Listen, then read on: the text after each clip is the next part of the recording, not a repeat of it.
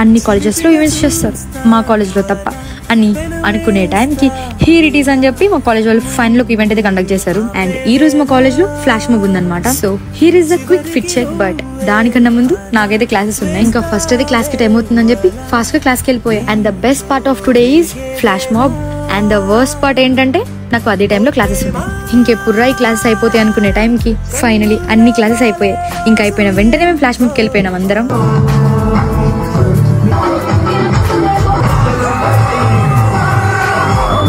Flash mob అయితే చాలా బాగా జరిగింది. ఒక్కొక్కరు అయితే ఖతర్నాకే సార్ అనమాట డాన్స్. ఇంకా అలా లాస్ట్ లో డీజే లా పెట్టారనమాట, ఎవరన్నా వచ్చి డాన్స్ వేయొచ్చు అని చెప్పి.